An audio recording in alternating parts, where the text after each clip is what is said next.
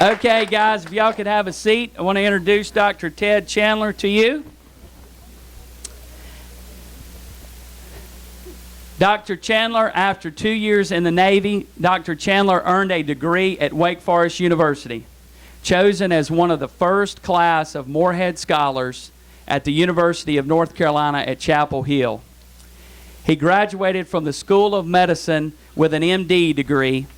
After 20 years of private practice in Hickory, Dr. Chandler took a position as the Associate Professor with Wake Forest University School of Medicine, teaching medical students as the Medical Director of the Reynolds Healthcare Center. When I first met Dr. Chandler and we were talking about the Muscadine Grape, he told me, he said, "Brock, I've always been the type of doctor that reached for my brain before I reached from the prescription pad."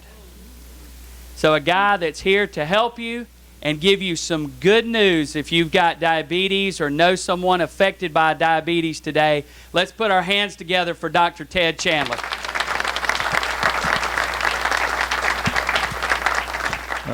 Now, 40, a waist belt above 40 inches for a man, 35 inches for a woman is a danger sign because it indicates insulin resistance.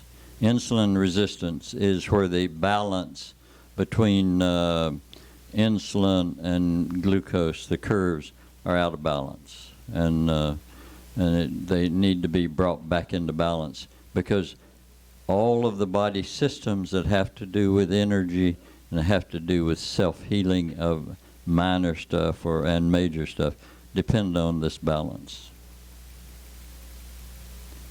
This gives you a figure. This is reaching all age groups, and this is the reason 4,000. It's actually 4,300 people every day become diabetic. This is where the pool comes from.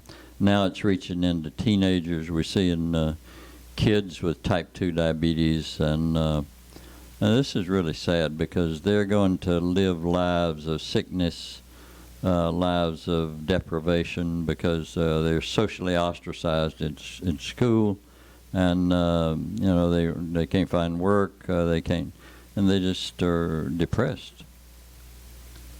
And this is the number of now prediabetes has been called several different things: metabolic syndrome, prediabetes, but it's all kind of the same continuum. It starts back here with insulin resistance.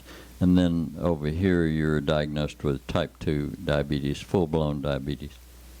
And so this gives you some idea of the figures, but the last time these figures were brought up to date was 2007, but each year we're adding 1.6 million new diagnoses.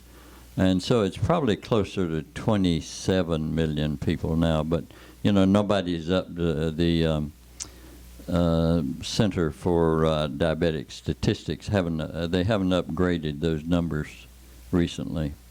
Now this is some of the suffering that people go through with diabetes, and you know a lot of it's preventable. It's just not necessary that we have all this suffering, and people can reverse this, and we've been, I don't think I've got a slide on that, but one of the ways that we found out about reversing diabetes was to go to the diabetes prevention program, which proved that you could reverse 58%.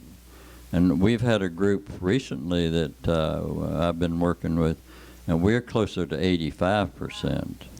So, this is people, like I say, one of the lady that I talked about, she's one of those, and another patient who had diabetes 10, 15 years, and she was on 94 units of insulin, and now she's down to 30. She lost 50 pounds.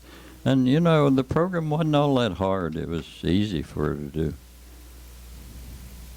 do. This is an indication that, particularly that figure, 16% of people with type 2 diabetes don't take any medicines. You know, they figured it out. And the way people figure it out, they may have a doctor who understands this, or they may go on the internet and they'll find a group, a focus group that will guide them through it. Because it's not really a medical problem. I mean, it's a medical prevention problem, but you don't need a doctor to do this. You're taking people off medicine, You're not adding medicines on, so you don't need a new prescription. You just need new behaviors, new habits. And so when you look at it from that point of view, the real place this ought to be is in church. Really? Yeah.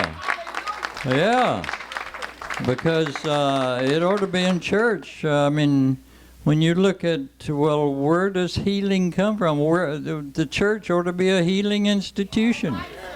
It used to be. Yeah. And so when you look at this and you look at the church is where you attract people from all various backgrounds, and you can teach them this kind of stuff.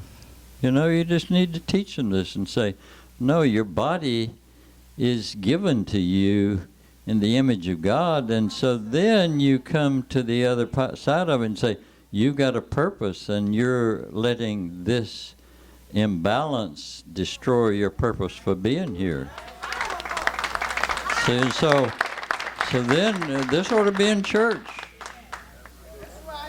Hey, I wrote an article the other day called Type 2 Diabetes and the Church. I sent it to my brother, he's really a smart guy. I mean, he is really smart. He was the president of Williams College, and he looked it over, and then he sent it back to me, and he said, I fixed it for you.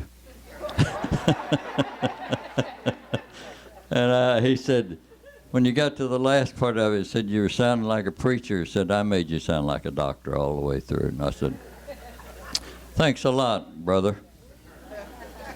Anyway, 16% of people have figured it out. Now, this is kind of the way they figured it out. A structured diet. But now we've made a diet to use in the Accord Diabetes study. They didn't have one. It was so simple. But people lost 20 pounds, 30 pounds. And I gave it to a guy who lives in Oklahoma. I just mailed it to him. He called me the other day. He said he had lost 111 pounds. I was so astonished. Anyway, try to get the body mass index is the figure of your height and your weight related together. And it's better than just looking at the weight. But if you get below 30, then all those spin-off diseases, they quit happening. So, you're much safer. You can save your limbs and save your eyes and save your kidneys. And, I talked to some of my people who are in the study, and they talk to their doctors. And, it's really interesting why doctors can't change their minds. I think they're ashamed that they had the wrong idea all along. And so they're afraid to say something because they're afraid somebody will sue them for treating them wrong. But they were treating in accordance to the standard of the profession, whereas they should have had an open mind as to maybe the profession isn't right. And maybe there's another way of looking at this. And some of them are very dogmatic. You'll never get off of your medicines. And, and I think, well, loosen up a little bit. Have some fun.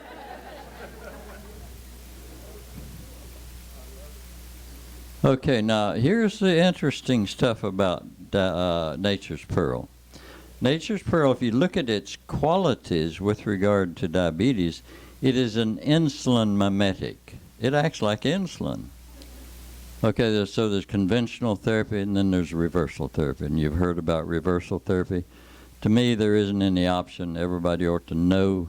I mean, there isn't any, you can argue it all that you want to, but everybody ought to know about reversal therapy or to be given that option for at least 3 months before going on any medication.